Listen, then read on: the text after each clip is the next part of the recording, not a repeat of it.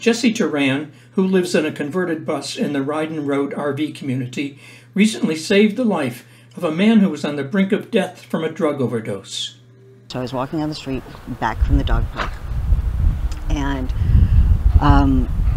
I see a woman, and it looked like her arms were stuck in her car, and she was saying, "Help, help, help me, help me." And I couldn't tell what was going on. At first I thought maybe someone was trying to pull her into the car, like maybe she was trying to get away. I hurried over there, and then I realized that she was trying to pull someone out of the car. And I said, is he overdosing? And she said, yes, it's an overdose, it's an overdose. And I knew that I had Narcan in my bus. I said, okay, I'll be right back. It wasn't full dark Narcan, yet. or naloxone, is a medicine that rapidly reverses an opioid overdose. Coincidentally, SOS held a Narcan briefing for its staff just a day before the events that Jesse Turan is describing. Went into my bus. I knew exactly where the Narcan was. My dad was an addict. So I always keep that in a place easily accessible. I got 2 boxes of Narcan, which is 4 doses, and I started back up the street. As I was running, I was like, overdose, overdose, Narcan, 911.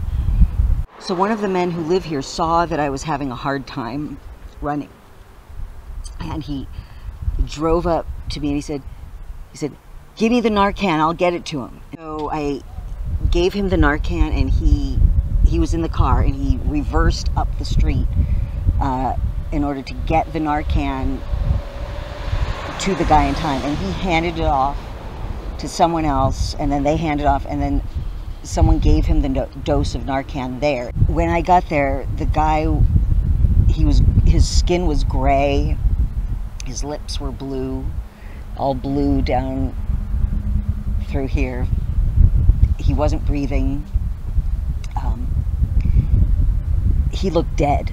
Turan administered 4 Narcan doses to the overdose victim, and finally gave him mouth-to-mouth resuscitation and chest compressions before the team of neighbors got the man on his feet.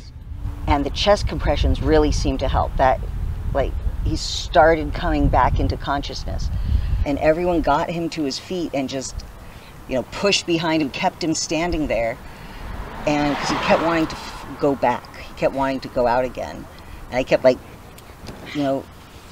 slapping his face gently, but I wouldn't let him close his eyes again. Turan keeps a supply of Narcan in her home for future emergencies, but she didn't expect to need it quite so soon. Not the next night, but the night after, it happened again to someone else. Someone came knocking on the door of my bus. Jess, life and death, life and death. And, and I was, again, the Narcan, and again, they ran for it and administered it, and that got him out.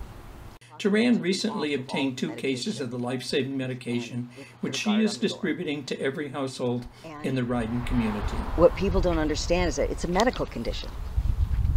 If someone makes a mistake when they're a teenager, they make a mistake. They don't need to be punished. They need help.